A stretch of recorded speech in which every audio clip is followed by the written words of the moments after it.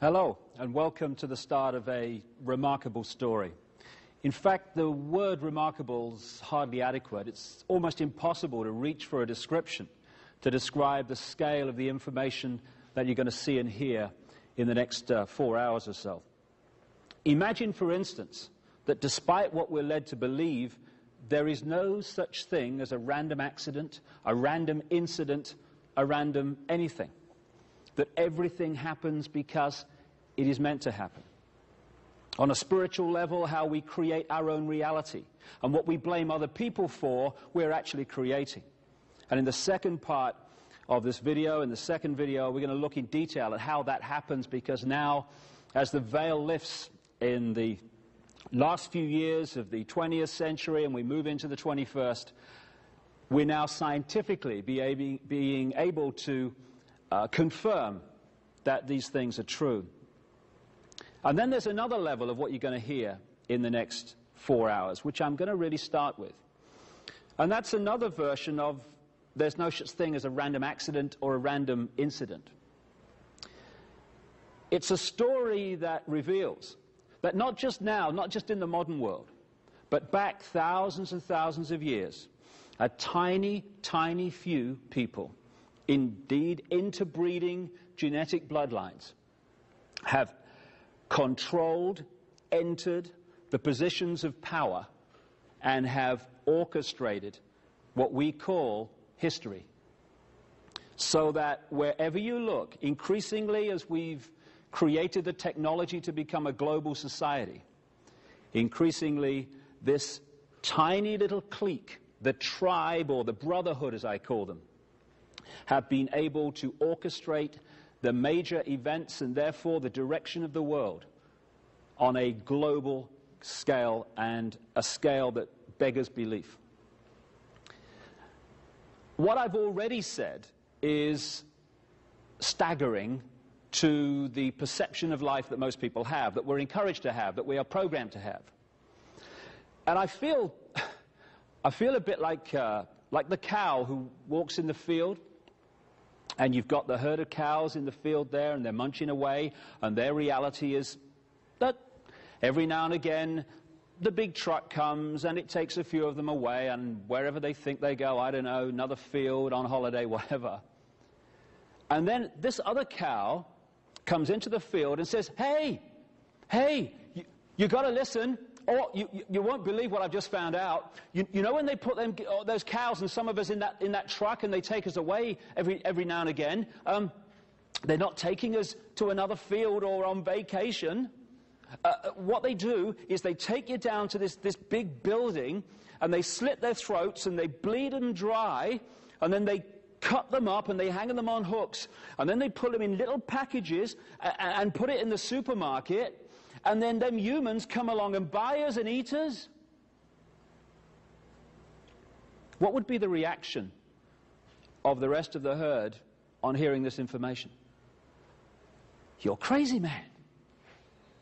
You're out of your brain. You want to go and see a psychiatrist. They'd never do that. This is ridiculous. And anyway, I've got shares in that trucking company and I get a good return. Shut up, you're making waves. And yet, all the things that I have just said are absolutely true. It's just that the herd will not believe them. And what's happening now as we unfold across the millennium and beyond, and the perception of life dramatically changes. What in the past would have been considered ridiculous, extreme, and nonsense is increasingly, through documented evidence, not from some theory, being confirmed as true. A very, very few people run this planet and control your life. And yet you have the power to control your life. You just give it away. And that's the point. When I talk about a few people running the world, understandably people come back and they say, well, it's not possible, mate. Can't be done. Too many people. And it can't be done by physical means, by soldiers at the door and soldiers in the street. You can do that in a small area, but you cannot control billions of people physically, just like you can't control a herd of sheep or a herd of pigs physically if they don't want to be controlled. In England, a little while ago, we had a remarkable example of that, in the sense that 2 pigs actually escaped from a slaughterhouse. They were just about to go through all that stuff I've just been talking about, and they got away. What they said was, instead of just following the herd and just accepting that that's what you do, they thought for themselves. They expressed their uniqueness. They broke out of the herd, and they ran away. And this became a major national news story day after day after day, because all these different people and agencies were dispatched to catch the 2 pigs, and they couldn't catch them for days and days and days, because they were trying to catch them physically. And because those pigs expressed their uniqueness, far from going to the slaughterhouse, they became national celebrities and are now wheeled out at galas and fetes and other events as one of the star attractions. Shows what you can do when you express your uniqueness instead of following the herd. The point I'm making here, however, is that you can't control lots of people physically, but you don't have to. What you do is you manipulate the way they think and the way they feel so they behave in the way you want them to. Mind and emotional manipulation. Summed up and symbolized by this. We are multidimensional infinity. We're not just a physical body. As we'll come to in the second of these 2 videos, we are everything that exists. But how much of everything that exists, the eternal consciousness, are we accessing? Infinity or just a fraction? And the difference between that infinity perception of life and possibility and that is simply, again, beyond words to describe. So the idea has been, over thousands of years of this manipulation, to turn unique aspects of infinity into a tiny, tiny eggshell of consciousness with a tiny, tiny perception of its own potential to control its own destiny. And once you do that, you create the herd mentality. And the herd mentality can be summed up by what we see all the time in a herd or a flock, whatever you want to call it, of sheep. If you look at how sheep are controlled all over the planet every day, it's through this. It's because sheep are put in that symbolic eggshell so that they don't think for themselves, they just follow the one in front. So, most of the sheep every day, and I've seen it, remarkable sight it is, where the farmer arrives with the sheepdog, and there's this whole kind of group of sheep, hundreds of them in the example that I saw once in England. And they're all munching away and no problem. And then suddenly, when the farmer arrives, 1 or 2 of them start to walk. Just 1 or 2. Ba, ba, ba, ba, ba, ba, ba, ba. And it's like flipping Exodus. Hundreds of them just follow the one in front without thinking. No? Well, do I want to follow the one in front? You know, what do I feel today? Maybe I want to go over there. No, ba, ba, ba, ba, ba. And then you've got the tiny few who don't immediately succumb to that and follow that and concede their uniqueness to that, and they're given the extra dose of fear by the sheepdog. Row, row, row. Oh, all right then. And that 4-letter word, fear, is what controls the world. Fear, fear, the manipulation of fear. So what you have are 2 states of being that get hundreds of sheep exactly where the farmer and the sheepdog want every day. And those 2 states of being are ba, ba, ba, ba, and fear, which gets the few to do the same. Staggeringly, we may find watching a group of sheep like that funny. Oh, come on, Ethel, come and look at these sheep. They're ever so stupid. And yet, the human herd, because that's what we've become, has out-sheeped the sheep. Because we have actually dispensed with the sheepdog. We police each other. It has become a crime to be different. Anyone who's different from the norm gets ridicule or condemnation. Instead of expressing and welcoming and encouraging and glorying in the unique contributions we all have to make, we condemn them or ridicule them. Now, this is not just navel contemplating. It is fundamental to how a few have controlled the world for literally thousands of years. And unless we break this, they'll go on doing it. What it means is that all you have to do to control the direction of the world and control literally billions of people is to set the norms in society. What is considered right and wrong, moral or immoral, sane or insane, possible or impossible. And once you set those norms by controlling the education system, crikey, education system, crikey, what a word. Someone said, was Gandhi, was asked what he thought of Western civilization, and he said, I think it would be a very good idea. What do I think of education? I think it would be a very good idea. I think it's about time we had some. So through controlling the education system, the mantra messages through the media, confirming that these norms are how life is, the vast majority of people in the human herd, from cradle to grave, occupy those norms and live their lives within them because they think that's reality. Now that's fine, that's a choice, I don't have a problem with that. But we seem to find it so hard to make those choices and let other people make different choices. So the reason the few can control the world as they do and have for so long is not just that vast numbers of people live within the norms, it's that those people insist those people that want to live outside the norms conform as well. So the key state of being, which is the foundation of all that I'm talking about, is the one you'll find in the vast, overwhelming majority, all but a handful, literally, of human beings. It's the fear of what other people think of them.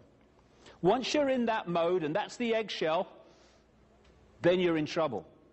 Because suddenly you're not living your life, you're not expressing your uniqueness, you're living someone else's version of what you should be. You're already in prison, you're in what I call the hassle-free zone of norms. You've conceded what you are to what someone says you should be. And if enough people do that, and we do, whoever sets the norms runs the world. And what happens then, of course, is that when you're on the edge of that hassle-free zone and you're thinking, shall I, shan't I express my uniqueness? Shall I go with what my heart's telling me? What is the fear at that point that is making us resist? Oh, should I, shouldn't I? We're not at that point thinking, what will the President of the United States think if I express my uniqueness? What will the Pope think? Although some people will do that, my goodness me, why I don't know, but they do. Or what will the Governor of the Bank of England or the head of the Federal Reserve think? No, no. What's making us resist expressing our uniqueness is our fear of what our mother will think. Oh my God, what will my mother say?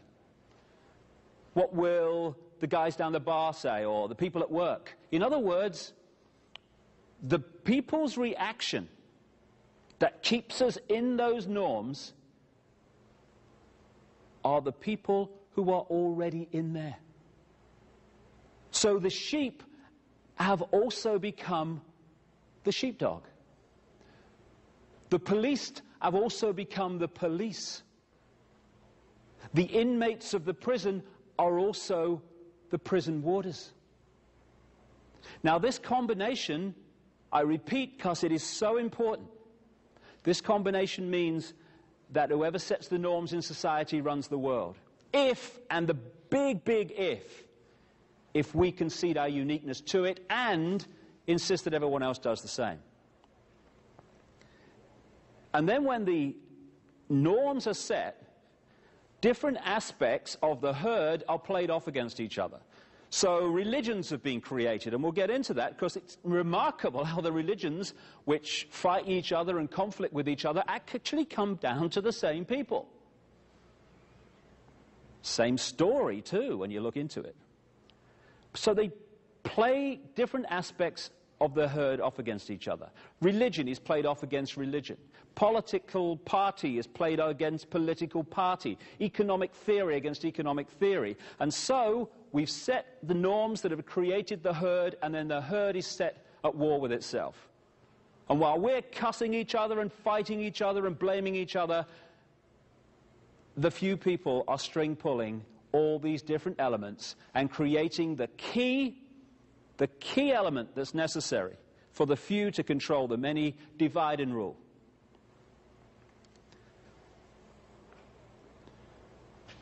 So when I'm going through this story, I'm not kind of getting into, and I don't want to get into, it's them. What I'm talking about here is because of us. Without us, none of this stuff will be possible, which is great news because we can uncreate it in the period we're going through now. Just say one other thing before I move on about this. You know, most of the things, most of the belief systems, because that's what it is, belief, that are played off against each other, that conflict with each other and fight with each other, they're actually just the same state of being with a different name. I wonder what the difference is between, say, a Christian family that insists that their children believe what they believe and a Jewish family that insists their children believe what they believe. What's the difference? It's just that they believe slightly different things, and they are slightly, but they're still indoctrinating their children into a belief instead of saying, you have all the information available and we encourage it, and whatever you come up with, whatever you make of that information, I'm at peace with because you're unique and I'm not going to tell you what to think. So if we want to be free, we have to start by setting ourselves free and setting other people free, not least our children to be who they really are and not what we'd like them to be. And what I call these opposites that are not opposites, I call them opposames. And it's amazing when you look around the different groups that are fighting and conflicting, when you look at the core of what they're saying and they believe and their actions and their ways of acting, you're not looking at opposites at all. You're looking at the same state of mind with a different dress on. I'll give you a quick example. During the last war, the World War, Second World War, the far left, as symbolized by Joseph Stalin, communism, was played off against the opposite, the far right, symbolized by Adolf Hitler, the Nazis. Now, they had to be opposites because we're told they are. That's the left, that's the right. Wow, let's have a look at them. Let's just check this one out. The far left, as symbolized by Joseph Stalin, was into centralized control, military dictatorship, and concentration camps. Now, the far right must have been very different because they're opposites. I read it somewhere. The far right are into centralized control, military dictatorship, and concentration camps. And they were played off against each other. They're not opposites, they're opposames. One thing I think we need to remember all the time, opposites never fight. They never take part in wars, because the opposite of a state of mind that believes that war is an option and conflict is an option and violence is an option is the state of mind that says it's never an option, because violence and war and conflict never solve anything. That never fights that, because that doesn't want to know. What fights wars? Two aspects of the same state of being. So the elements of society that create the divide and rule are not even different states of mind. They're the same state of mind with a slightly different name. Now, going on from this imprisoning of the consciousness into what I call the eggshell goes something else very important.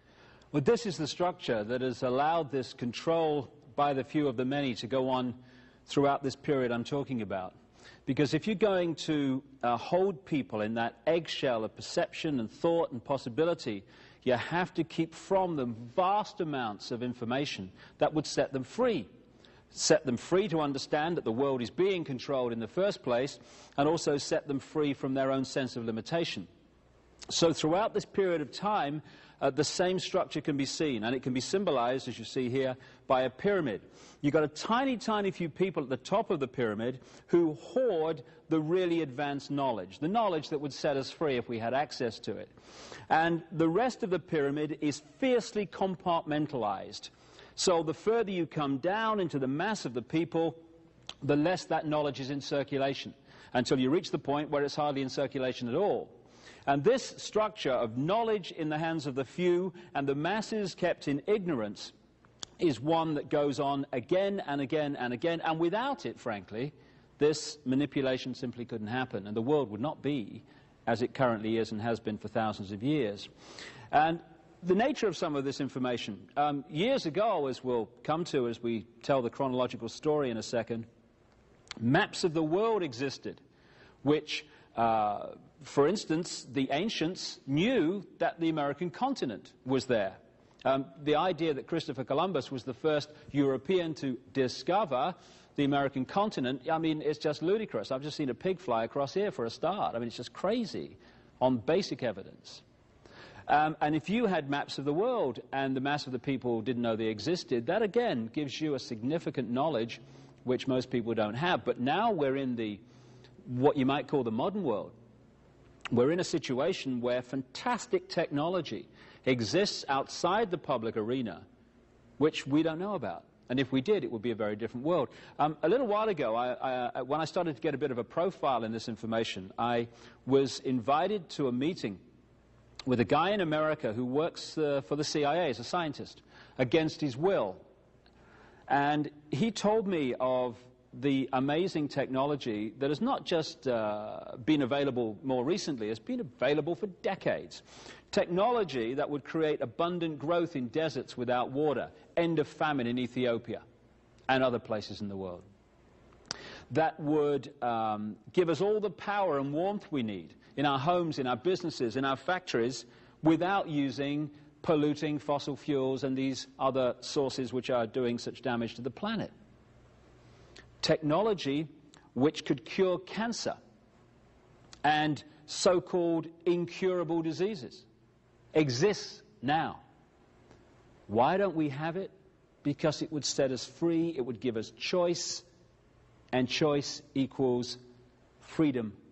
Lack of choice equals the opposite of freedom, the imprisoning eggshell that I'm talking about. So it's kept from us. And I asked this guy, just to give you an idea of what's going on the other side of the movie screen that's projected at us via the media and education and what we laughingly call that. I said to him the obvious question, if you don't like doing all this, why do you work for the CIA against your will? And he opened his shirt and he said, this is why. And it was a kind of a bizarre moment, because on one area of the room there was his children and his family, and yet I was looking at this father from this bizarre perspective of the world he lives in when he goes out the door in the morning.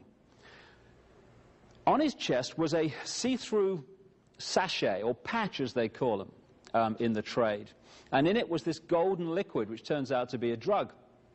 And he went into work one day, because just because you work for the CIA or the FBI doesn't mean you want to control the world and unfold all this stuff I'm going to come to. Most people think they're serving their country. Why? Because they're down here in the pyramid. He went in to work one day, and he has missing time he still can't account for. He remembers just waking up, however, in this room, and when he woke up, he realized this patch was there. And the reason it was there was this.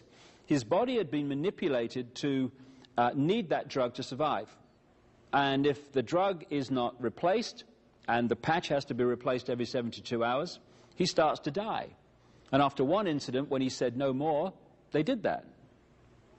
And this is just one of countless people all over the world who are geniuses in their area that could use that genius to set the world free, who in fact use it because of this situation to further imprison the world and deny us the knowledge of the existence of these technologies, while the very same technologies are used against us to increase the control. Because, of course, knowledge is neutral. Technology is neutral.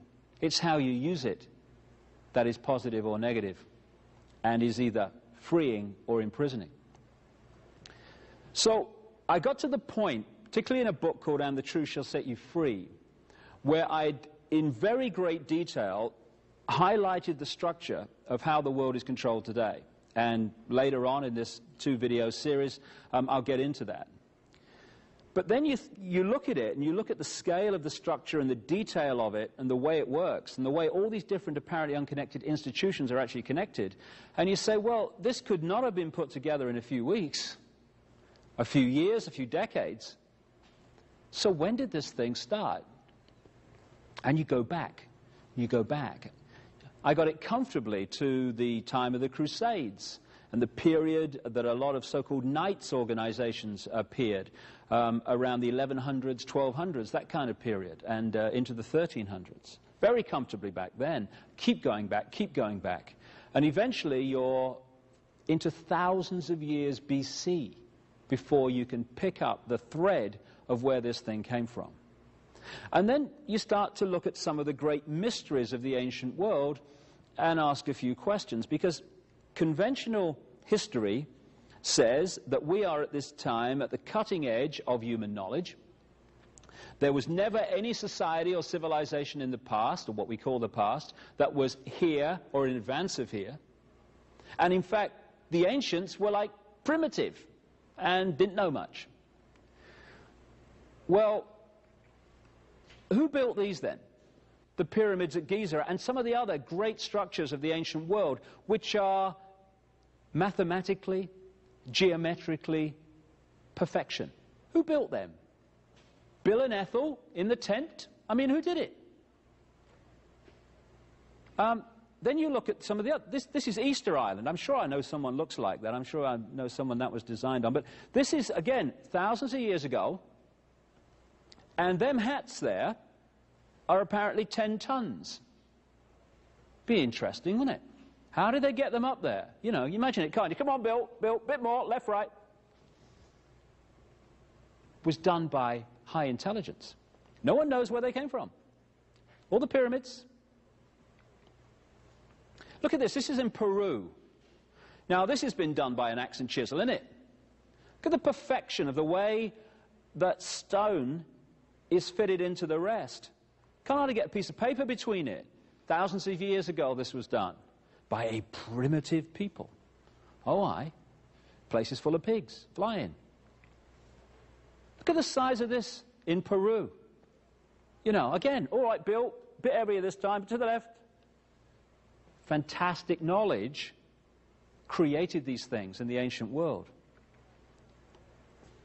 This stone there in the center is one of 3 weighing 800 tons, called the Trilithon, in a place called Baalbek, in what we now call the Lebanon. Thousands of years BC, that was built. And those 800-ton blocks had to be moved at least a third of a mile. Primitives did that. I read it somewhere. Must be true. He had letters after his name, the guy that said it. This is the Nazca lines in Peru again, on the Nazca Plains. There you have a situation where, in the ancient world, they scored away the top surface to reveal the white underneath. And amazing depictions of birds, insects, and animals were created in this way. And some of them were only discovered in terms of what they were when we rediscovered, and I emphasize the rediscovered out of fly in this century. Because some of these things can only be seen from 1,000 feet, apparently. So there's a bird and his spider. Again, the Nazca lines. How did they do that, these primitive people all over the world? Because they were not primitive. In the sense that there was a group within ancient society that had amazingly advanced knowledge. And that's the knowledge that's been hoarded and passed over to the few into the modern world that is still used to control us and always has been used to control us. And it's amazing. You know, people talk about prophecy. Well, here's a confirmation that prophecy is absolutely fact and not some myth. On an ancient hillside, or not an ancient hillside, but a hillside with an ancient depiction of something on it in Devon, in England, here's an incredible prophecy of thousands of years later, the arrival on Earth of Bill Clinton. Bill comes into this in many ways. Sorry, my eyes are watering. It's all right. Cameraman's looking a bit pale as well. But Bill Clinton, again, President of the United States, as we'll see, all this stuff about, you know, Monica Lewinsky and all that stuff is absolutely obscuring what Bill Clinton's really involved in and what he's really connected to.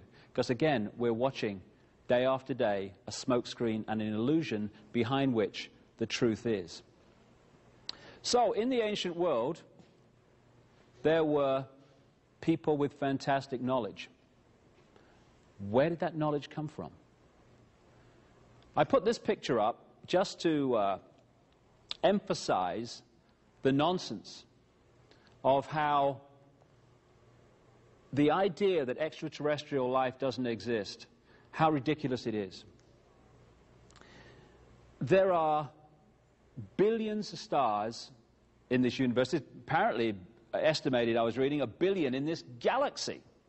How many galaxies in the universe? That's just the physical universe. What about all the other parallel universes? What we call creation is alive with life. And yet it's become a situation where you're ridiculed if you talk about extraterrestrial life over the years. You know, you get people saying, hey, he thinks there's other life in the universe more intelligent than me, you know. And you think, darling, I've seen a cup of coffee more intelligent than you. But the point being that to say that in this amazing mass of life in this galaxy alone, that life as we know it has only evolved on this one tiny little planet in this one solar system, that's credible. Oh, yeah, scientists say that. And yet to say there must be life elsewhere on the law of averages alone is to be, oh, he's a bit strange, he believes in extraterrestrials. But when you look dispassionately at the evidence, and that's the point, if you come into this stuff with a belief to defend, might as well go and watch The Price is Right, because the belief will defend itself. If we let the information lead us rather than the preconceived idea, it takes us into some very interesting areas. First of all, when you look at ancient texts and traditions all over the world, literally all over the world, you find very clear descriptions of an advanced race or races that we would call extraterrestrial, not of this planet, that came to this planet and brought this advanced knowledge a long, long time ago. Some of the most famous examples of this are what have become known as the Sumerian texts or tablets. They were found in what we now call Iraq in the last century, about 1850. There's thousands of them. And they've been translated by a number of people, most famously a guy called Zecharia Sitchin. People think he's the only one that's done it because of the publicity and stuff that he's got in his books, but many other people have done it, and actually have come to a slightly different interpretation than him. But the common theme of all of them is this, that a group which the Sumerian tablets, which were buried around 2000 BC, something like that, that they talk about this group they call the Anunnaki in Sumerian, those who from heaven to earth came, which is the basic translation, but those who came from the high place and down to the earth overall is the feel of it, the Anunnaki. And when it talks about these Anunnaki and the tablets and stuff, and here's an example of just one of the so-called cylinder seals that were found among them, depicting various things. There are some remarkable points and areas of text and evidence that you can see. First of all, there is remarkable knowledge in these texts of planetary, solar system, universal, astronomical knowledge that has only been confirmed in this century, and sometimes even more recently. In the text, for instance, they describe what Uranus and Neptune look like in a way that's only been confirmed in literally the last few years. They depict the solar system with planets that have only been found in the last century and the 20th century. How did they do that? What they say is the knowledge was brought by this Anunnaki. But it's more than that, because it talks in some detail about how this Anunnaki interbred with humanity, creating a hybrid race. And you find this theme all over the world. You find it in Genesis, in the Bible, which is a rewrite, when you do the research, of the Sumerian stories. So we get the theme of the sons of God who interbred with the daughters of men. But when you take that back to the Hebrew, just one step, you find that that phrase, sons of God interbred with the daughters of men, actually says sons of the gods interbred with the daughters of men. And every time in the Old Testament you see the word God, it's translated from a word meaning gods. And it's clear to me that we have been misled and we've misunderstood the difference between the gods, symbolically extraterrestrials in the ancient world, and God, which is all consciousness, all energy, everything that exists. So these Sumerian tablets very much confirm this ancient race. Now, again, when you look at other cultures, you find the same stories in the ancient Hindu cultures, the Veda. The Vedas, their ancient holy books, you find descriptions of the gods flying in flying machines, which we would call aeroplanes or UFOs or flying saucers, whatever. And when you take the common theme around the world, it's very clear that in the ancient world was a race or races of very, very high technological knowledge. And this was the knowledge that built the pyramids. This was the knowledge that built all those ancient structures which conventional history and archaeology simply cannot explain. Now, this area here of what we call the asteroid belt would seem to be very, very significant. If you take Zecharia Sitchin's translation of the Sumerian tablets, the detail of which I have a problem with, I must say, here and there, they talk about, according to his translation, that a planet called Nibiru, the planet of the crossing in his translation of the Sumerian, came into this solar system a vast, vast amount of time ago.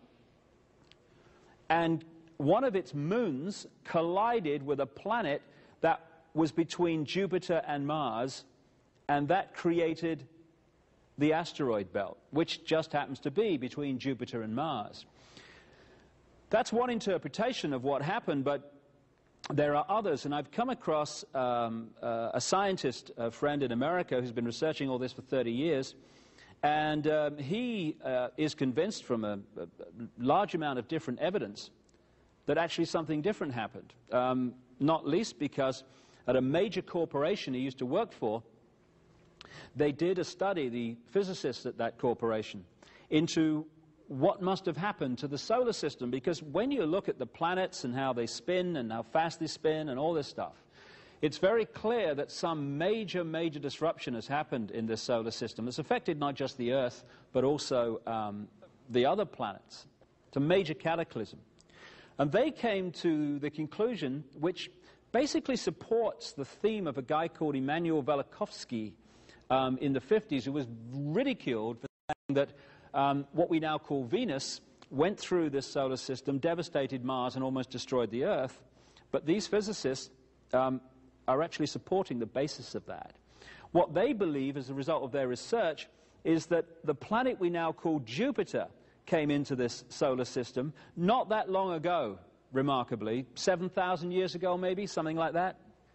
4,800 BC was the date that I was given for the window of time that it happened. And it collided with a planet that was in that area, and devastation unfolded, and the asteroid belt was the result. They also suggested that a great chunk of Jupiter, which is a colossal planet, of course, broke off and careered through this solar system and devastated Mars. Interestingly, the probes to Mars have suggested that the landscape of Mars is no more than 10,000 years old. So something certainly happened there that devastated it. And came close enough to the Earth and was caught in the Earth's field for a while, did a couple of orbits. And that orbit, when you look at the scientific suggestion of what that would have caused, starts to confirm some incredible legends, traditions, and oral and written evidence from the ancient world all over the planet that there came what the Bible calls the Great Flood. One of the things that this would have done, this pass by what we now call Venus, is to have created a 10,000-foot tidal wave. Interestingly, in the pre-flood world, since then, agriculture as we know it began at heights above 10,000 feet. Quite obvious why that would have happened in the scenario we're talking about. It is also suggested, and my other research, and in the book The Biggest Secret, it's detailed and documented in great detail, is that there was a Martian race, which was the white race, which actually came to the Earth and was interacting with the Earth, but as a result of the devastation and destruction of Mars, actually came here because it needed to survive. And this white Aryan Martian race based itself, and those that were here at the time of the cataclysm survived as a result of going into the high places in the Near East, what we now call Turkey, the Caucasus Mountains, Iran, and that sort of area. And the amazing culture that appeared there, and I'll come to that in a second, was the result of this knowledge. This is another map of Europe and North America. Again, I'm talking about a cataclysm here, maybe about 4,800 BC, but there have been many of them. When you look at the geological and biological records, it's very clear this planet has had many cataclysms. Just talking about one. Earlier, around 13,000 years ago, there was clearly another. And that area, which they call Appalachia, which is now sea, was actually land in that window of 13,000 years ago.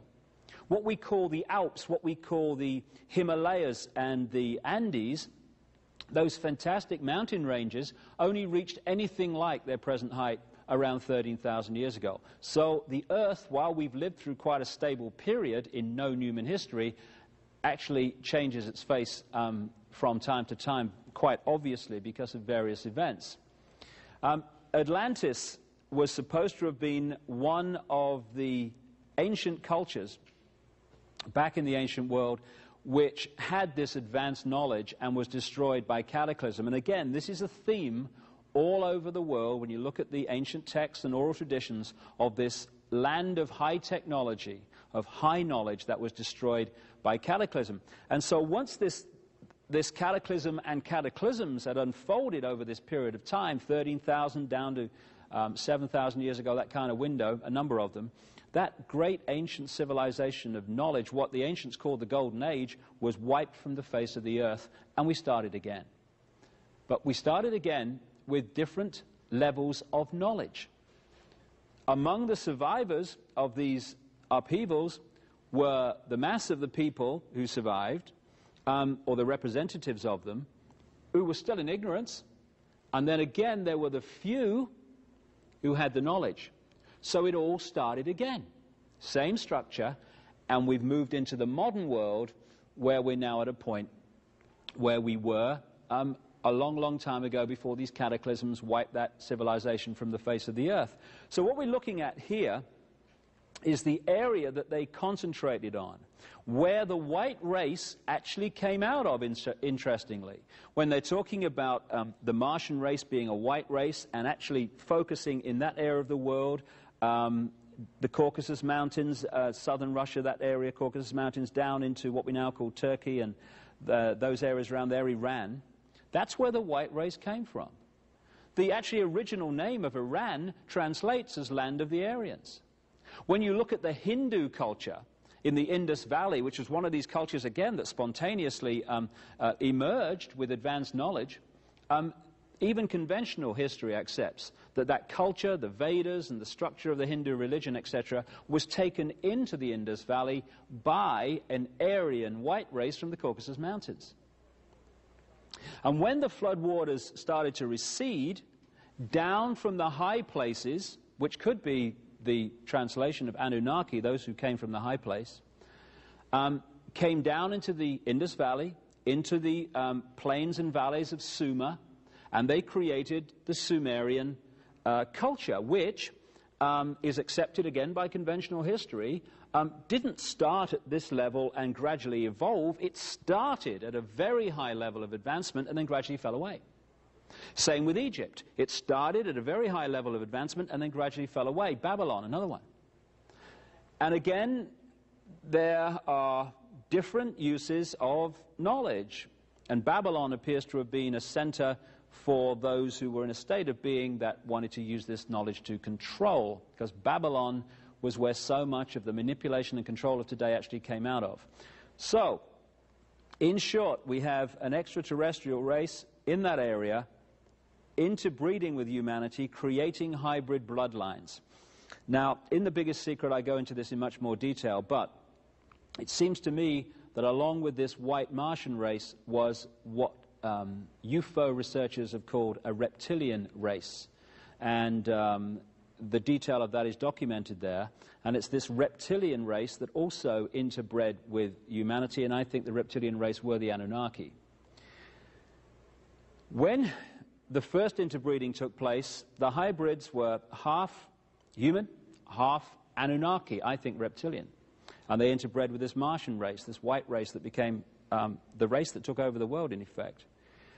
When a second interbreeding took place, it wasn't between the Anunnaki, reptilian race, and the humans. It was between the Anunnaki and their hybrid bloodstreams. So now we're going 75% Anunnaki, reptilian, 25% human. These bloodlines,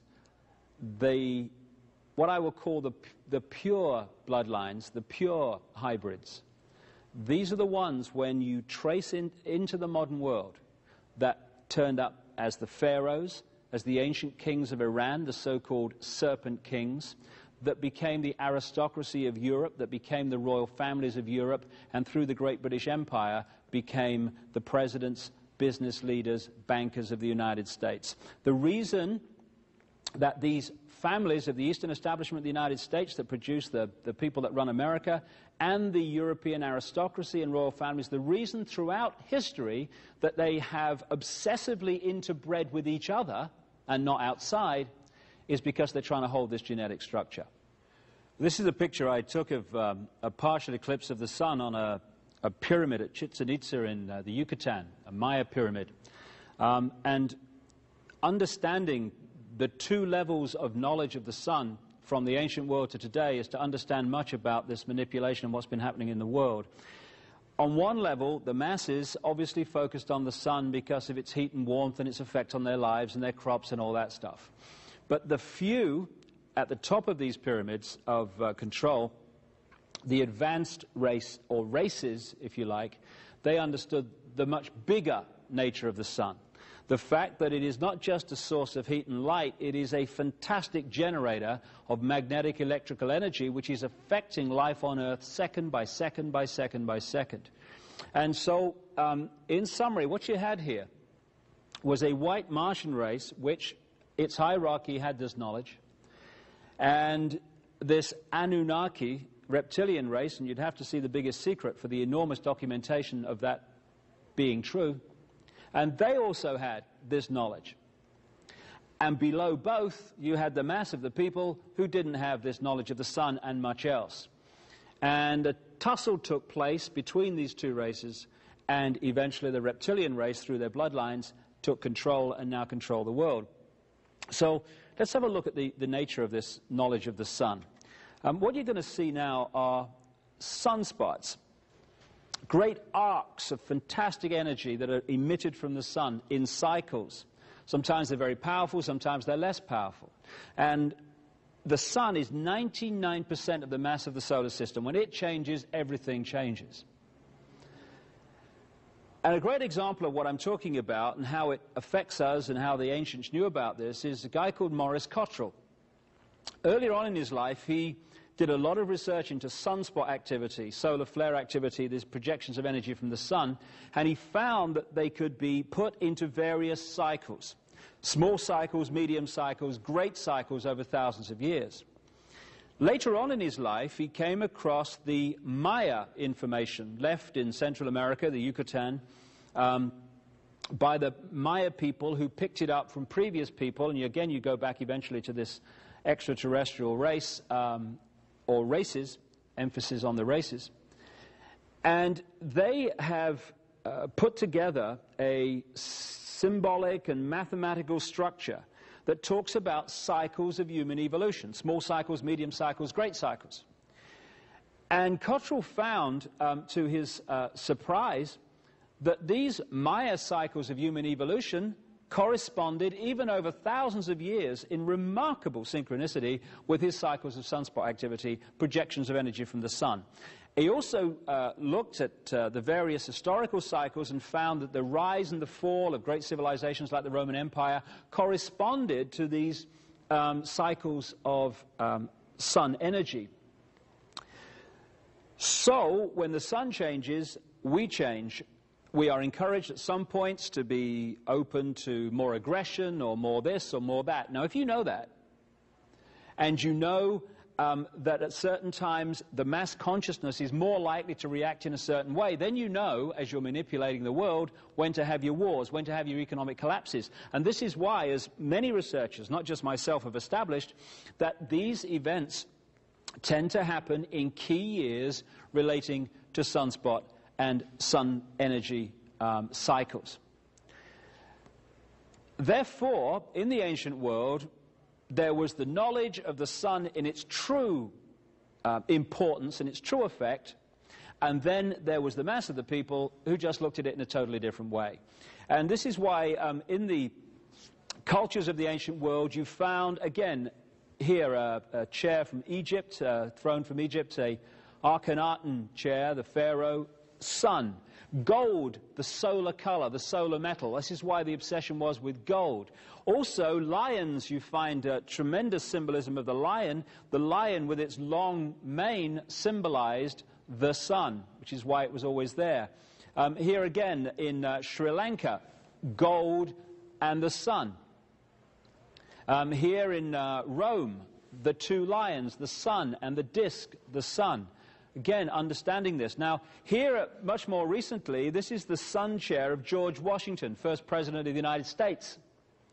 And the reason that you find the symbols of the ancient world used by this high advanced level of knowledge in the more modern world, right to the present day, among the secret societies and among the countries in terms of flags and symbols, etc., is because the same knowledge stream is used today and the same manipulation is used today as always was. Now, this is a symbol that explains so much about religion and many of the symbols you see in the modern world. Because of the focus on the sun in its various levels of importance and understanding, this symbol was devised in the ancient world to symbolize the passage of the sun through the year. They did the circle with the zodiac, zodiac coming from a Greek word meaning animal circle appropriately. They broke the circle into 4, the seasons, with the cross, and they put the sun on the cross. I've heard that somewhere before. So what they did is to focus their symbolism on this journey of the sun. This is why, when you look pre-Christian, pre-Jesus, you find an endless stream of deities in the ancient world who were given birthdays of December the 25th. Why is that? Because around December 21st, 22nd, you have the lowest point in the sun cycle in the year, in the northern hemisphere anyway, which is the winter solstice. And at that point, the ancients said the sun had symbolically died. 3 days later, the sun had demonstrably started its journey back to its peak in the summer. And at that point, December the 25th, they said the sun was born or born again. And because Christianity was created in the form we know it by a sun-worshipping Roman emperor called Constantine the Great, that's why Jesus was given the birthday of December the 25th, symbolic of the sun, which is what Jesus is to a large extent. The evidence that he existed is like almost non-existent, if not non-existent in total. So by Easter, the sun was entering the sign of the ram or the lamb. And so they had ceremonies in which they sacrificed lambs in the pre-Christian world because they believed that by sacrificing the lamb to the gods, they would have good luck and their sins would be forgiven and all that stuff. Now, this is where the symbolism of Jesus and so many mirrors of Jesus in the pre-Christian world, that's why we constantly get this recurring story of the Lamb who died so our sins could be forgiven.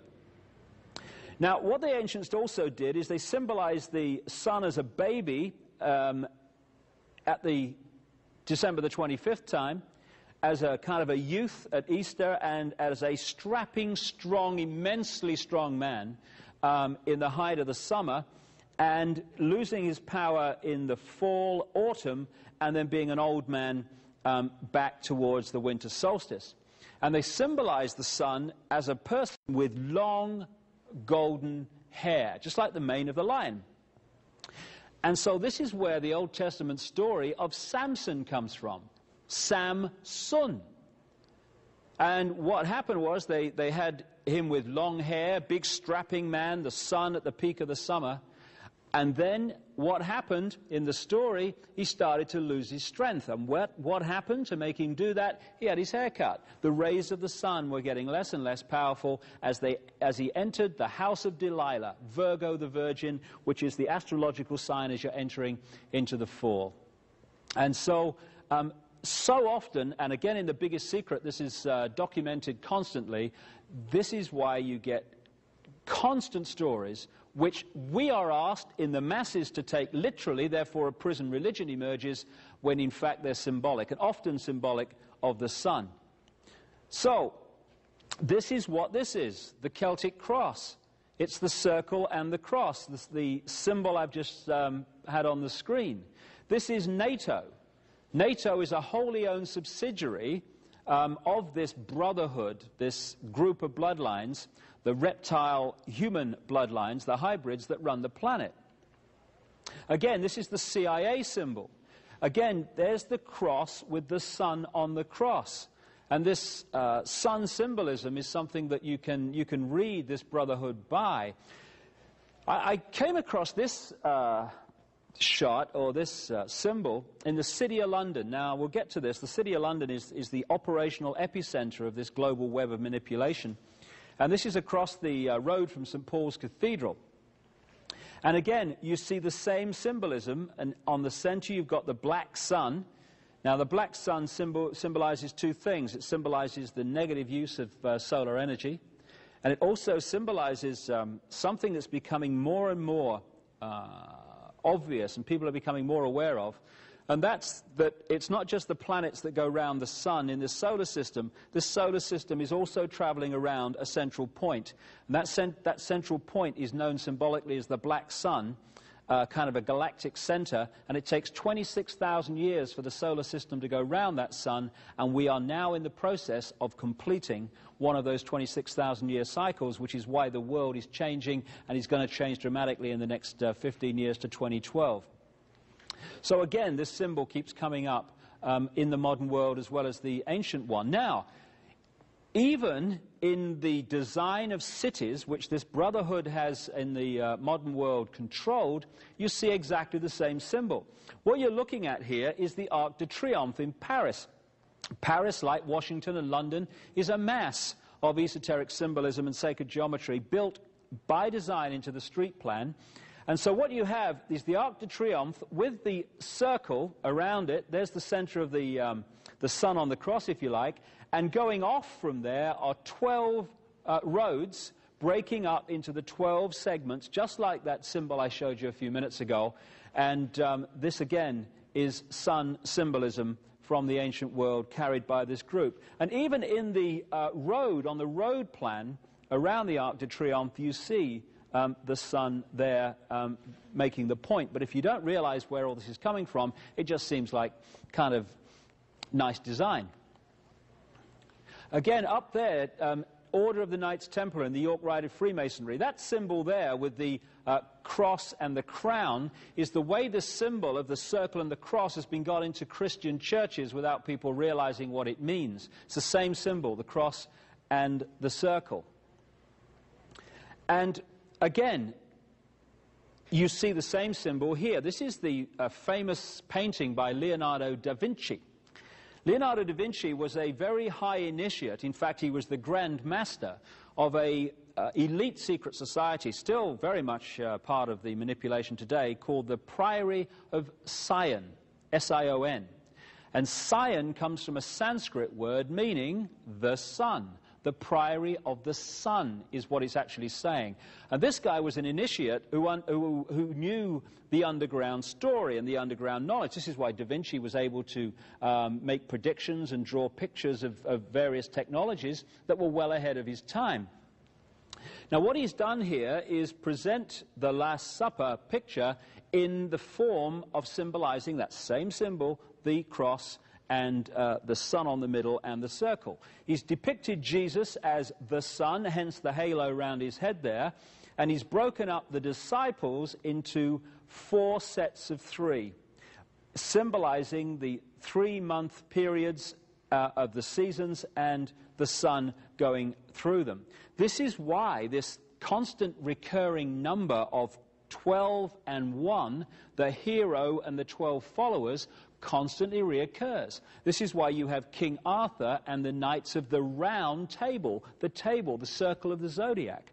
This is why again and again the big religious heroes had 12 followers, the sun and the months and the areas of the zodiac.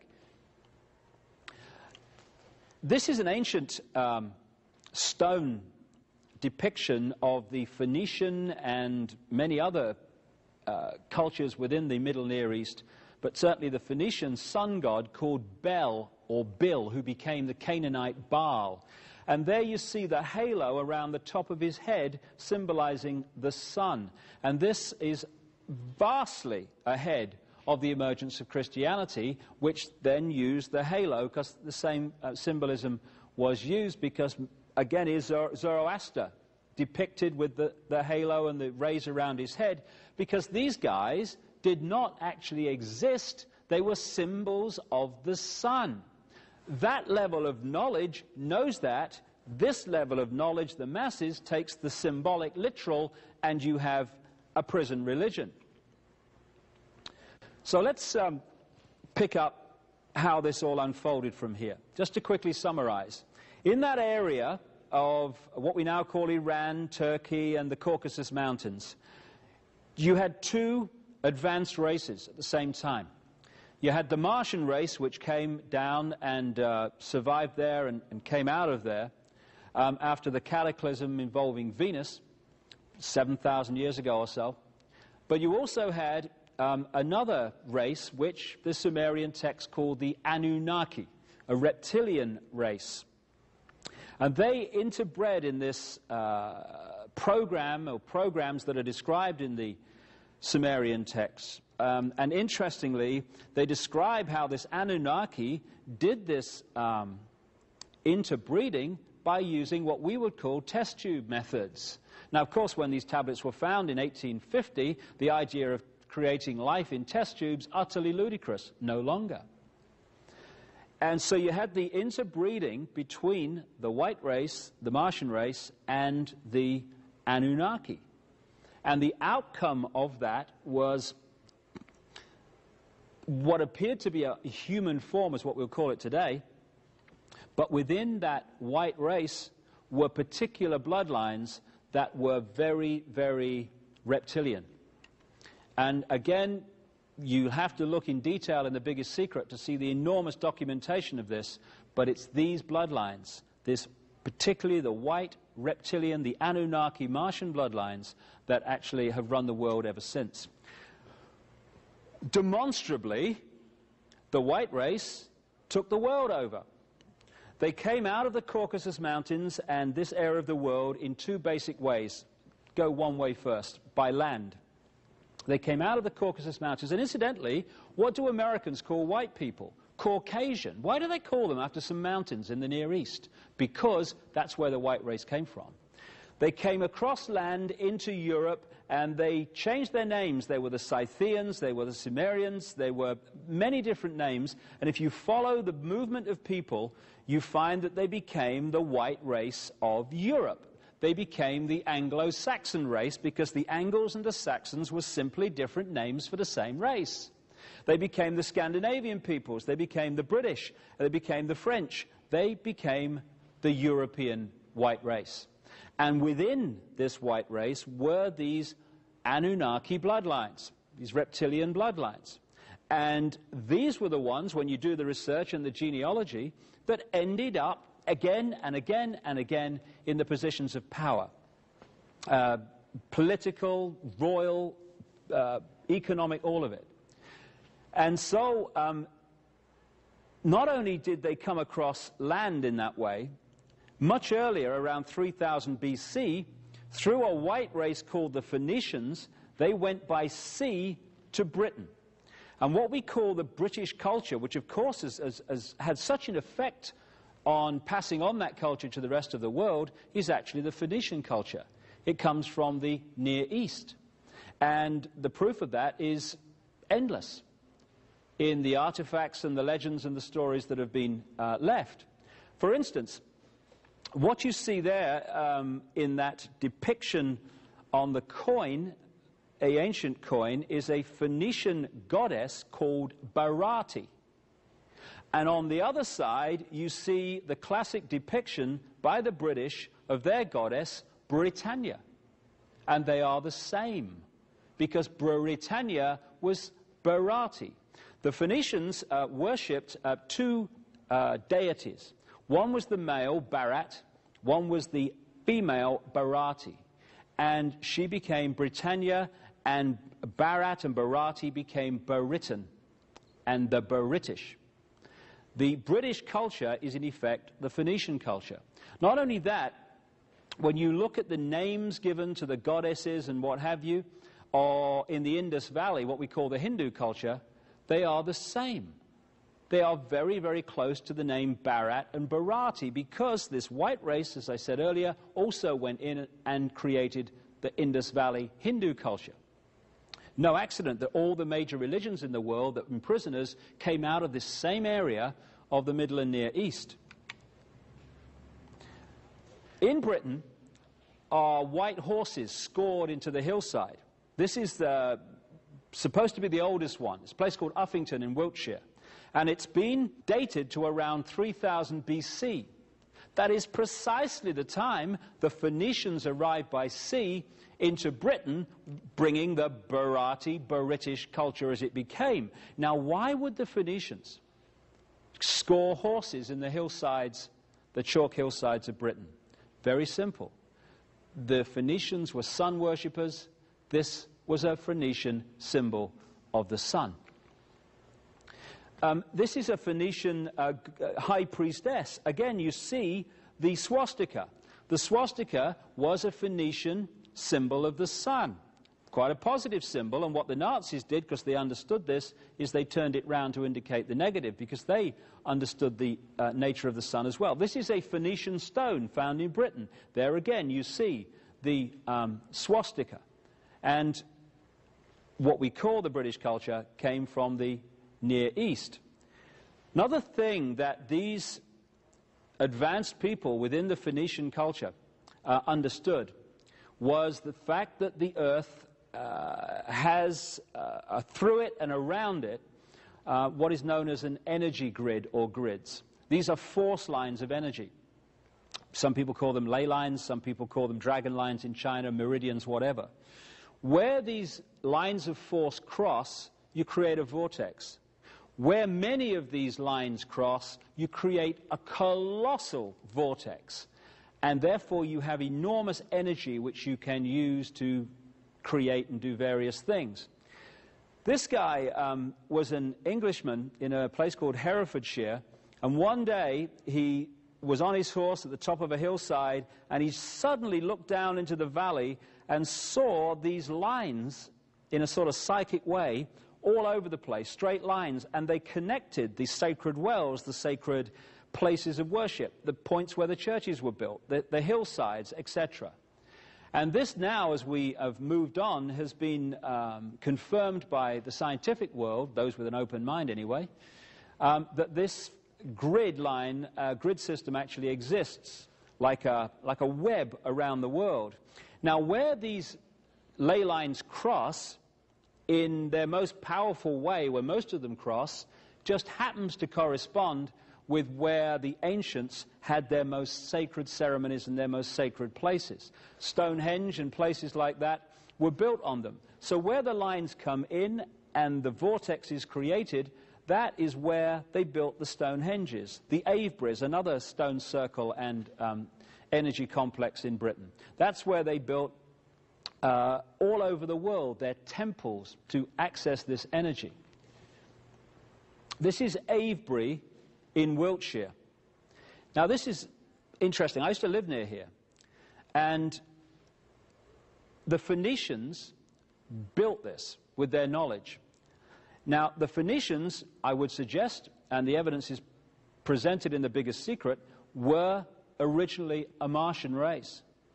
What people like Richard Hoagland have found, who's investigated the Cydonia region of Mars, where they've found pyramids, etc., and other non-natural creations, is that if you look at the way that the various pyramids and non-natural points relate to each other in this area of Mars called Cydonia, and then you place them over Avebury in Wiltshire, England, they fit almost exactly. Avebury appears to be a mirror of Cydonia on Mars. Also, when you look at the background, there's very strong evidence that the pyramids in Egypt were built around 3000 BC, the very time these things were going up. And they built pyramids. What have they found on Mars? Pyramids. Also, as some scientific research has shown, when you put people in white bodies into sensory deprivation tanks, their natural rhythm is not the rhythm of the orbit of the Earth, it is the rhythm of the orbit of Mars.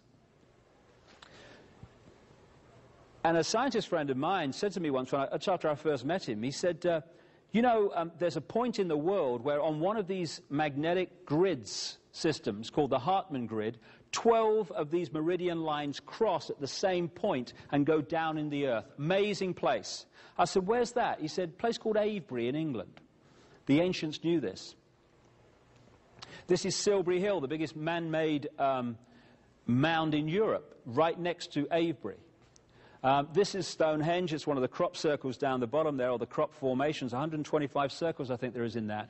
These ancients, coming from this advanced knowledge, this is Tara in Ireland, all over this area of Britain. This is Glastonbury Tor, not too far from Avebury and Stonehenge. And then you come to the pyramids of Central America, the Yucatan. Why is the basic culture and the stories and the beliefs and the building methods of Central America, South America, the same as Europe?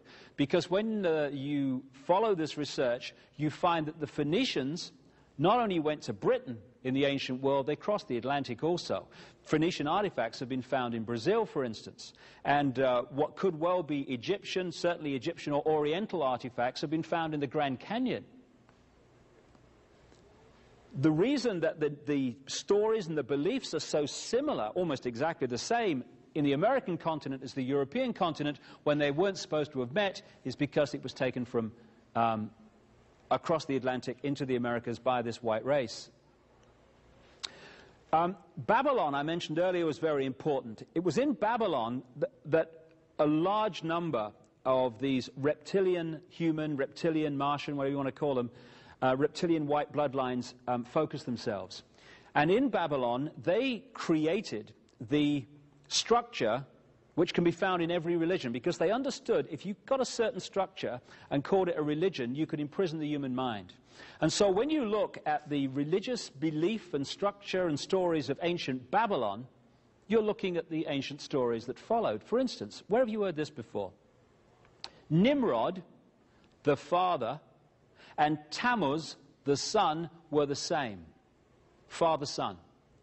And then you had Queen Semiramis, who was the mother, the virgin mother of Tammuz. So in Babylon, vastly before Christianity, you had Nimrod Tammuz, Semiramis.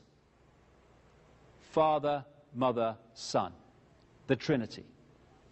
And Nimrod was symbolized in many different ways. And one of the ways he was symbolized was as the eagle looking both ways. And what you're looking at there is a symbol of modern Freemasonry.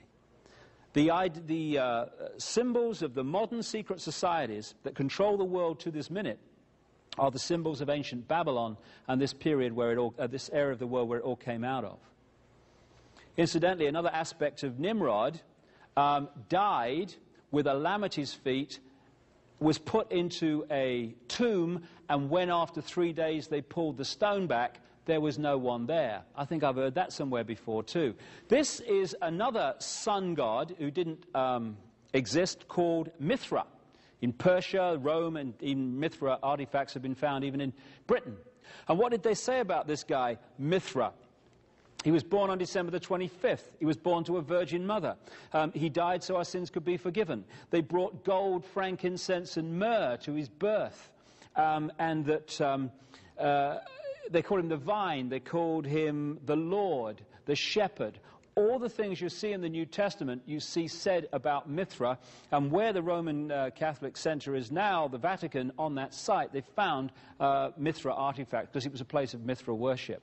And Mithra ran right up into the Jesus period, and they basically changed the name of Mithra to Jesus, and we had another religion. What they said about Jesus on the right there and what they said about Horus, the son of God of ancient Egypt, was identical. Because Nimrod, Tammuz, Semiramis in Babylon, when these reptile human bloodlines took over the culture of Egypt, which had been started by the white race, the Phoenicians, they just transferred the same story and called it different names. So Nimrod, Tammuz, Semiramis in Babylon became Osiris, Isis, and Horus in Egypt. And again, right across the world, in different cultures and different eras, you see different names for the same deities. There seems to be a mass of names, very confusing. In fact, they're different names for the same deities. The cross is supposed to be a Christian symbol. It's not. It goes back as far as history goes back. This is a standing stone with a cross. Here we have Mother Mary holding Jesus, except that we don't. This is how the Egyptians symbolized Isis holding Horus. And again, in my book, The Biggest Secret, you'll see massive documentation of how this story just goes on being repeated. The initiates know what it means, the brotherhood. The mass of the people are asked to take it literally. What actually turned Christianity into the religion it became, and who decided what Christians believe to this day, was a Roman emperor called Constantine the Great. In 325 AD, he called a meeting of bishops in the early Christian church to his palace at Nicaea, now Iznik in northwest Turkey, and there the Nicene Creed was created. After they'd had a punch-up and ripped up documents and all that stuff, they decided the Nicene Creed would be as it is to this very day, and that's what Christians are supposed to believe. In this sign you will conquer, what Constantine said, and he was a sun worshipper. He worshipped a deity called Sol Invictus, the unconquered sun, and Mithra and all this stuff. He had no problem with Jesus because it was just a different name he believed for what he was already believing anyway. What he said was that before a battle, when he was battling to become emperor, he saw a cross in the sky from Jesus saying, by this sign, or in this sign you will conquer in the battle, which sounds massively like what the Prince of Peace would say, doesn't it, really? So Christianity was a manufactured religion. Here we see the Pope. There's the Maltese cross, a brotherhood symbol that you can see to the present day. I'll come to that shortly. But on the Pope's head is the mitre. And if you look at it sideways on, it's actually a fish head. Why is it a fish head? Because that's the symbol of Nimrod, the Babylonian god figure, who they symbolized as a fish, as they symbolized his partner Semiramis as a dove. And this is where the fish comes from in Christianity, as well as the house of Pisces. So basically, and the Biggest Secret documents this in detail, the Babylonian group moved home to Rome, the New Babylon. Now, also in this story, if we move forward to the time of the Crusades in the 1100s, 1200s, you find that in the Middle East at that time, a series of knights organizations suddenly appeared, which are still going today, and among their members today are some of the top people in global politics, business, banking, military, media, etc. They were the Teutonic Knights, which relate to Germany. They were the Knights Hospitaller of St. John of Jerusalem, and St. John, incidentally, is a symbol of Nimrod, for reasons the Biggest Secret explains. And the other one, which I'm going to concentrate on for a few minutes, was the Knights Templar. And they all appeared around Jerusalem at the time of the Crusades. And the Knights Templar said that they'd created this organization originally to protect pilgrims who were visiting the Holy Land. Well, there's only 9 of these fellas for 9 years, which is going to protect a massive amount of pilgrims, clearly. After they'd parked themselves in Jerusalem, right next to what we now call Temple Mount, the so-called scene of Solomon's temple. But when you look at the background of Solomon, there is no evidence he existed outside the Old Testament, and every syllable of Solomon means the sun, another symbol. Anyway, after 9 years in the Jerusalem area, next to the Temple Mount, suddenly things started to move very rapidly for the Templars. Some of them went back to Europe, and they started signing up the noble families of Europe, and to particularly France to start with. And to join the Templars, you had to give them all your wealth. So they became massively wealthy very, very, very quickly. And they created 2 basic financial centers in their empire. One was in Paris, one was in London. Today, Paris and London are the 2 key centers of the operational level of the manipulation of the world. No coincidence. After a while, however, the King of France, Philip the Fair, who was up to his neck in debt to the Templars, decided that he was going to remove them. Now, this thing about debt's very important. You can follow through these bloodlines out of the Middle East, these reptilian human bloodlines that became the European aristocracy, etc., a number of themes that keep reoccurring. One is creating prison religions based on the basically same story, to keep masses in ignorance. 2 is satanic ritual and blood drinking and such human sacrifice ceremonies, which are still going on today to the same deities they did in the ancient world. And thirdly, the scam where you lend money that doesn't exist to the population and charge them interest on it, which is what happens to this very day, of course. The debt we call debt in the world is actually debt that doesn't exist. It's just figures on a screen. There's no money involved at all. It's just a thought form. So what happened with the Templars is that they played this scam because they were part of this stream, and they got the crown heads of Europe up to their neck in debt to them, just as their successors have the governments of the world today in debt to them. So Philip the Fair wanted to bring an end to this, and there's more to that story as well. And on Friday the 13th, in October 1307, he issued orders, supposedly secret orders, to arrest the Templars on that morning. That's why Friday the 13th has been deemed unlucky ever since. Now, he got some of the Templars, but he didn't get most of them. They got away, and they went in 3 basic directions. One, they crossed the Atlantic to the Americas, and 2 other directions. First of all, they went off from their port at La Rochelle in France with the loot, because when Philip the Fair went to get the loot from the Templars in their headquarters in Paris, it had all gone. And they went in their ships, one group of them, around the outside, the west coast of Ireland and into Scotland. And there's a reason they did that, 2 reasons in fact. First of all, Philip the Fair enlisted the support of the Pope to purge the Templars. But Scotland, with Robert the Bruce, etc., was in conflict with the Pope at the time, and therefore excommunicated, and therefore the Destroy the Templars order didn't apply in Scotland at that time. And also, a tremendous number of these bloodline families out of the Near East, these reptile human bloodlines, came out of northern France and Belgium, what we call that area now anyway, and went into Scotland almost en masse. within 150 years, these bloodlines were running Scotland, and they have the names today that we think are Scottish. We go, Hamilton, Orkney, and MacDougall, Orkney. Scottish? No, no. They came out of that area of northern France and Belgium.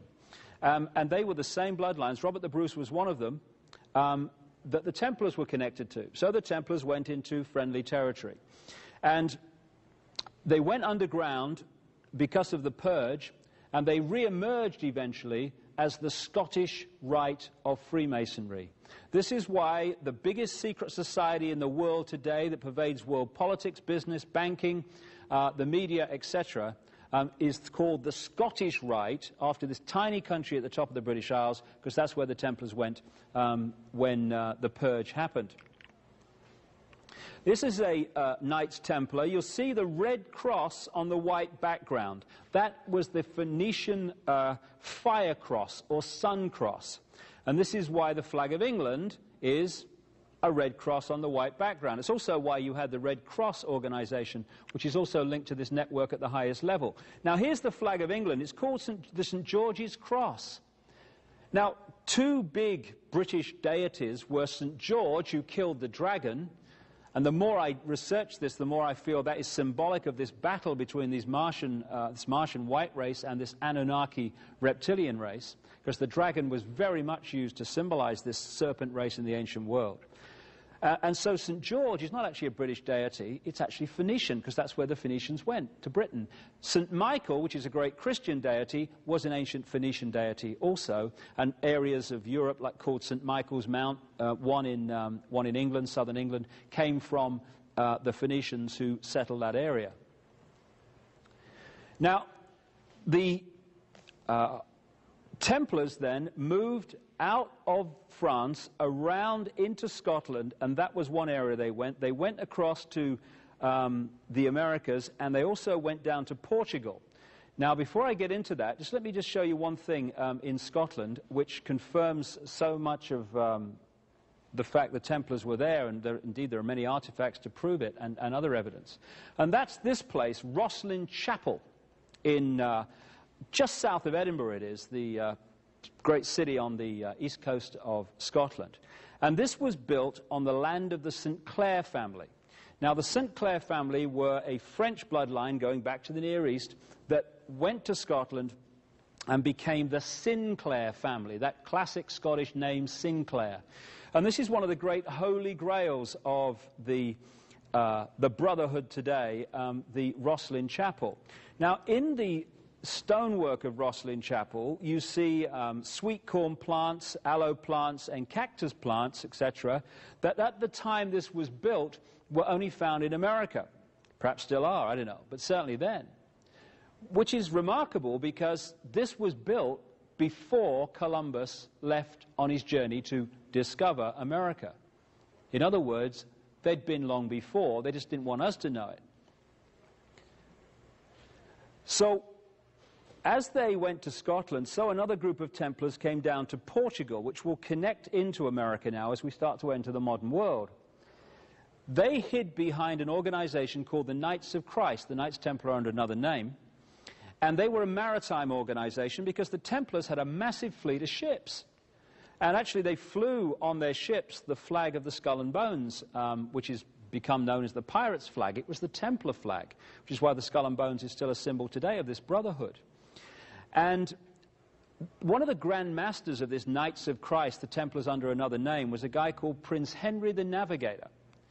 And he had access to maps of the world that the general population never had because of this pyramid, knowledge, ignorance. This is significant because the father-in-law of Christopher Columbus was a sea captain close to Prince Henry the Navigator. So Columbus was not looking for India when he found the Americas. He knew basically where he was going because the maps already existed.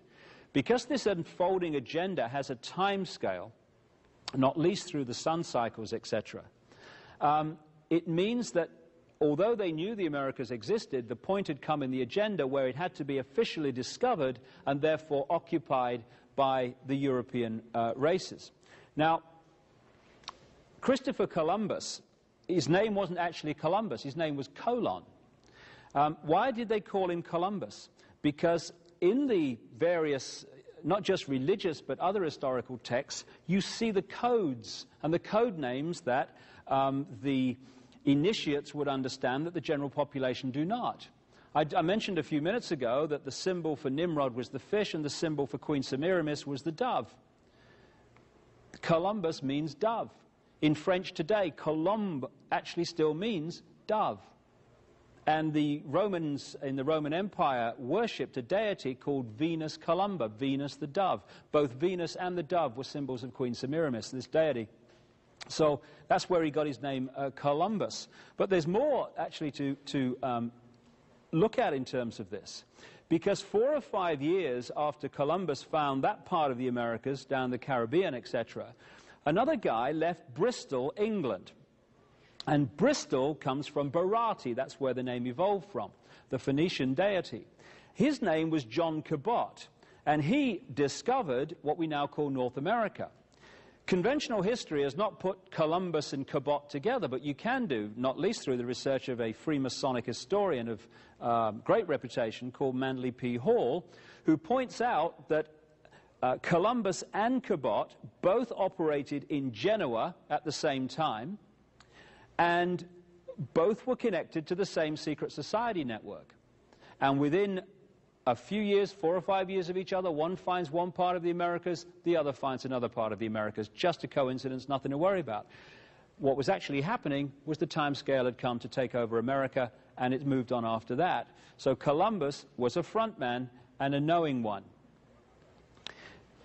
There's one other group that came out of this Near East which it is vital to talk about, and it relates actually to Columbus too.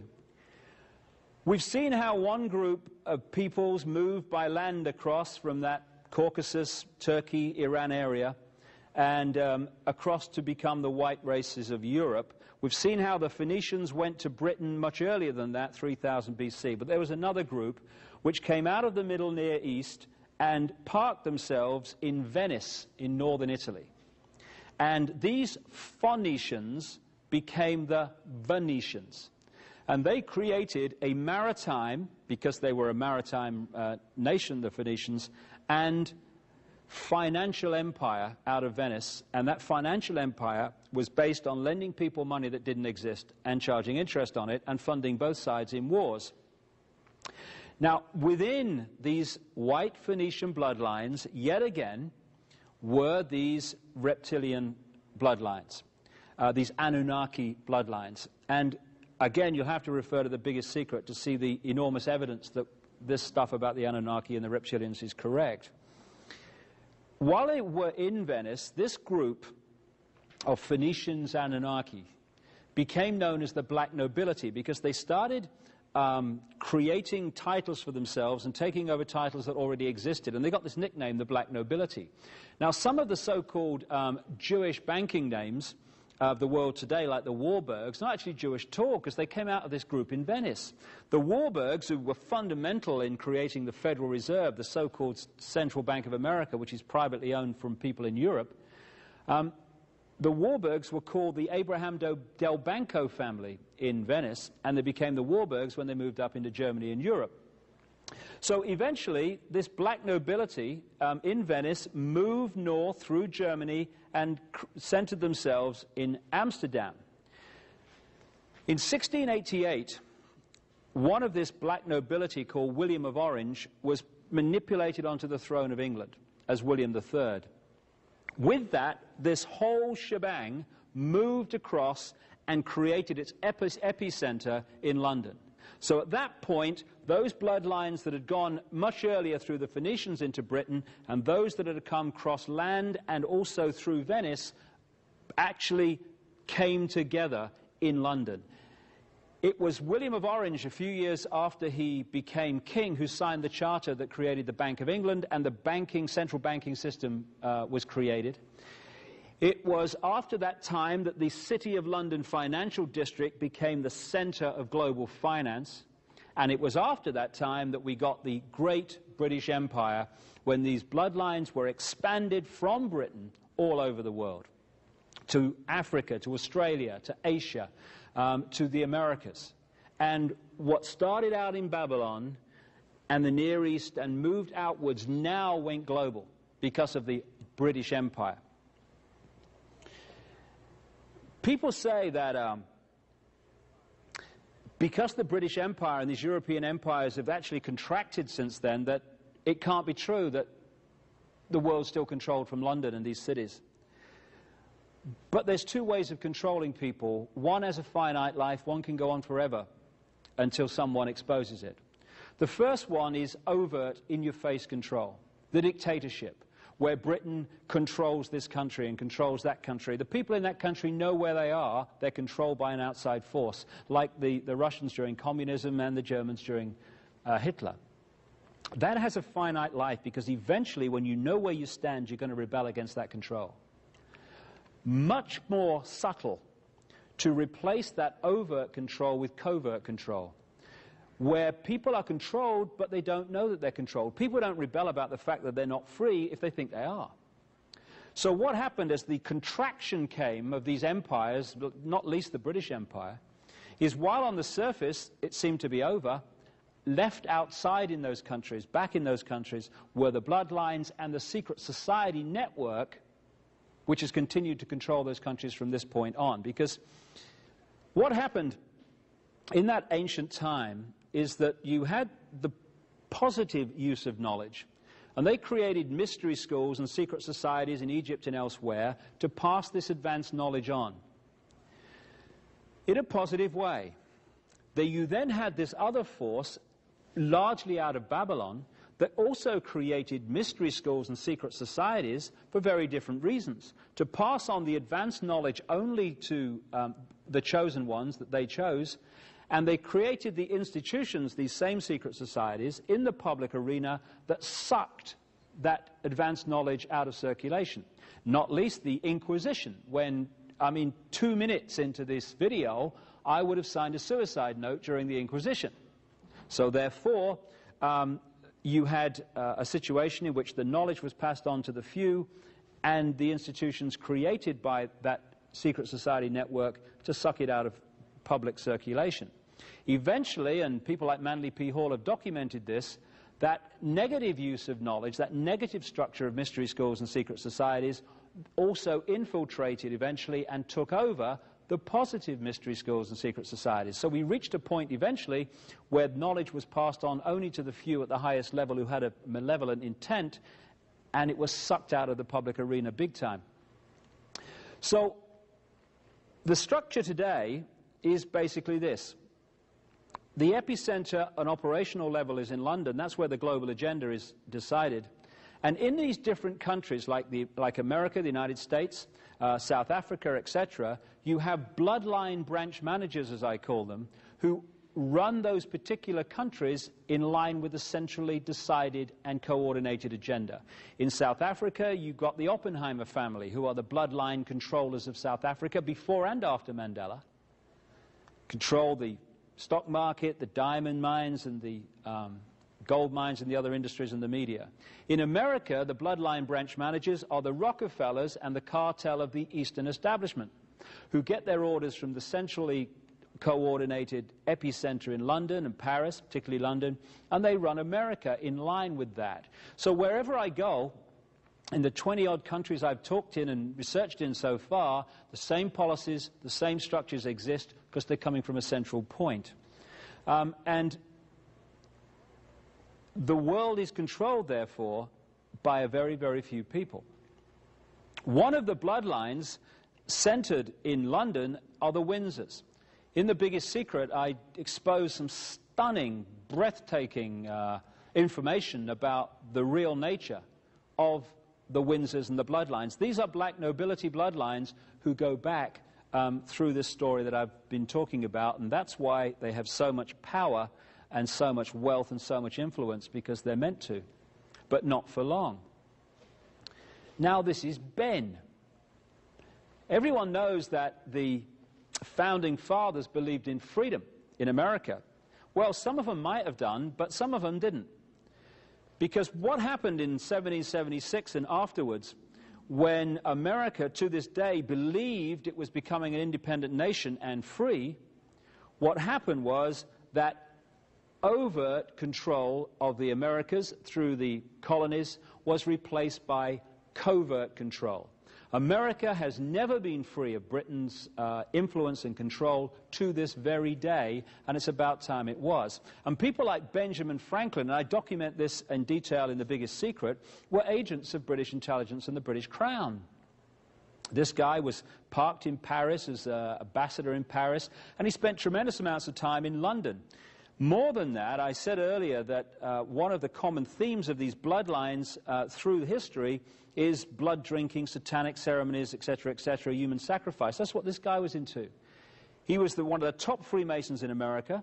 He was a member of key Freemasonic lodges in France, which created the French Revolution, like the Nine Sisters Lodge. And he was a member of a really elite secret society and satanic human sacrificing, blood drinking operation in Britain called the Hellfire Club, run by a British government minister called Sir Francis Dashwood, and who built underground chambers in his estate at Wickham, north of London, to do the sacrificing and stuff. That may sound amazing, but just a little while ago in the British newspapers, this story broke. Again, while Benjamin Franklin was fighting for freedom for the American colonies, he parked his bum in London. And he lived in a place called 36 Craven Street near Trafalgar Square. Well, they've just been renovating that to turn it into a Benjamin Franklin museum. And bingo, they found 10 bodies underneath the floor, 6 of them children, and they've dated them to the time Benjamin Franklin lived there. They've said, oh, he must have been into body snatching. When you link it to his other activities, I think there's probably another explanation. Thomas Jefferson, again, one of the aristocratic bloodlines from Europe, and a guy who was a member of the Rosicrucian secret society and other esoteric secret societies that carried this knowledge. He just didn't tell anyone else about it. He also owned 200 slaves, Thomas Jefferson, while writing that every man is created equal. Slight contradiction there, I feel. Maybe we're all equal unless you've got a black face. And so when you look at the presidents from the very start, this is George Washington. Again, another of the aristocratic bloodlines from Europe that became presidents of the United States. When I'm talking about these same bloodlines taking over Europe and then through the British Empire taking over America and other countries, I'm not kidding. When you do the genealogical research, you find some remarkable statistics. Since George Washington became president in 1789, and including him, every single American presidential election has been won by the candidate with the most British and European royal genes. And that comes from Burke's Peerage, the Bible of aristocratic genealogy on the planet, based in Britain. We've had, at the time that I'm speaking these words, 42 American presidents. 33 of them are genetically related to England's Alfred the Great and Charlemagne, the most famous monarch of France. Way back, he became monarch for the Holy Roman Empire. Of the 42 presidents, 19 have been genetically related to England's King Edward III, who has thousands of blood connections to Prince Charles. And then you look at Bill Clinton. Bill Clinton's a kid from Arkansas, we all know that. He's not connected to any bloodlines, just a kid off the street, made good, because anyone can become president in America. I know, I read it somewhere. Clinton is genetically related to the House of Windsor, to every Scottish monarch, to King Henry III of England, and to King Robert I of France. And this is why, because of his bloodline, that he was taken at a very early age and given this scholarship to Oxford University called a Rhodes Scholarship, which is given to bloodline people in the world to go and be indoctrinated into this agenda in Britain, and then they come back, and the ratio of them that become presidents or people in power behind the scenes in their countries is absolutely vast. It's because of their bloodline.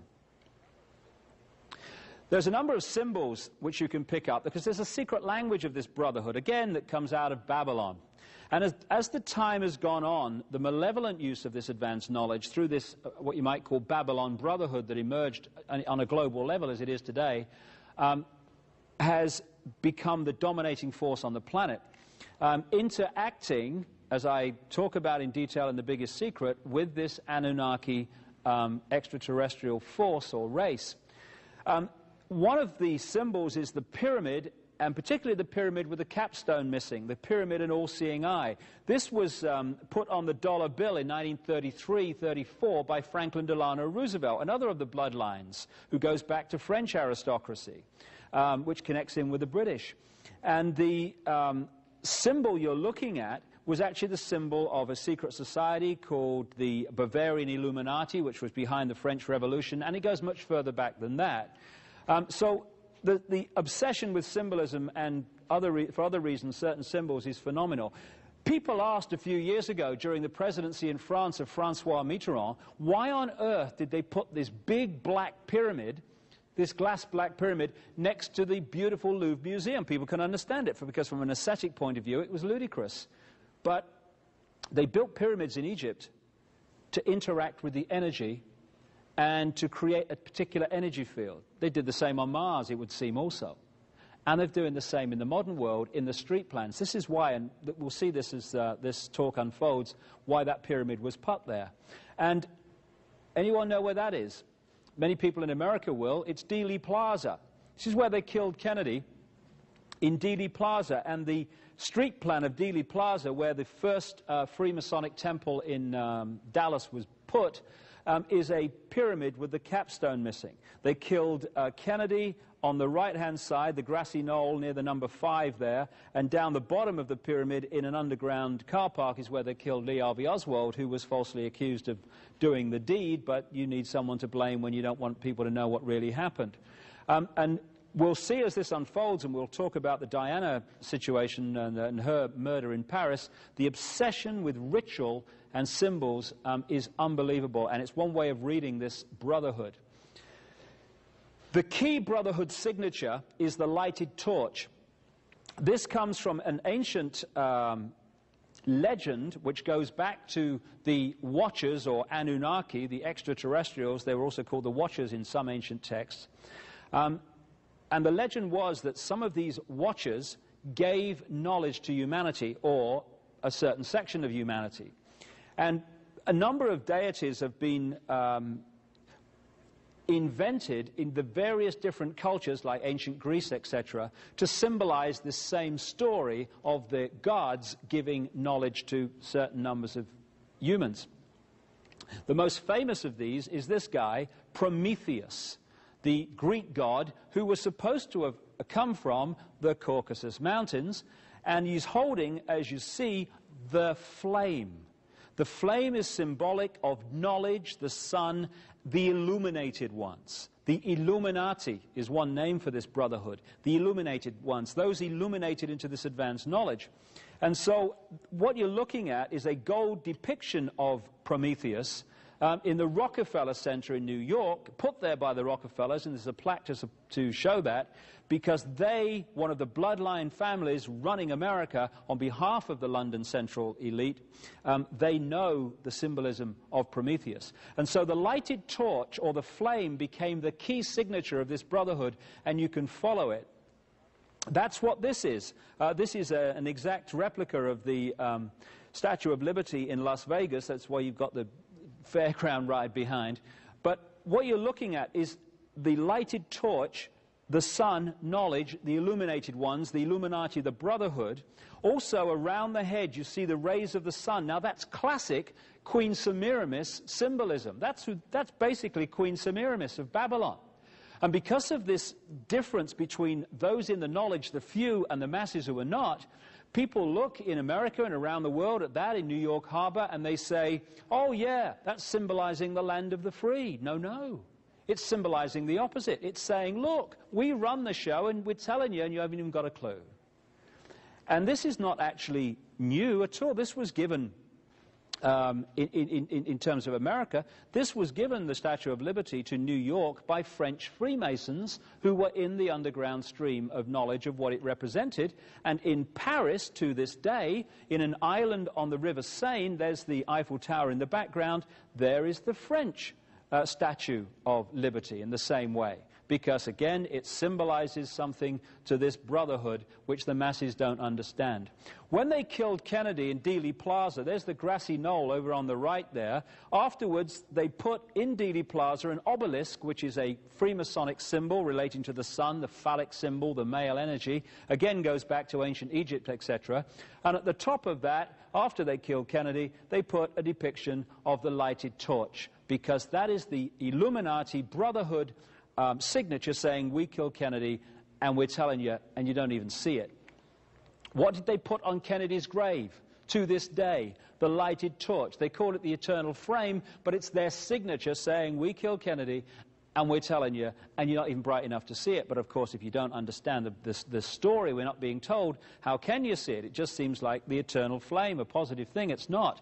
This is Paris. There's the Eiffel Tower. That is an exact replica, put there in the late 80s, of the torch held by both the French and the American Statue of Liberty. What is that? Where is that? That stands on top of the Pont d'Alma tunnel in Paris, almost on the spot underneath where Diana was killed in the car crash, and that has become the shrine, if you see the flowers there, to Diana, exactly as planned. And what have they put on the island where they buried her, or claimed to have done, at Althorpe Park in Northamptonshire in England, on the Spencer estate? They put the lighted torch, the signature, we did it.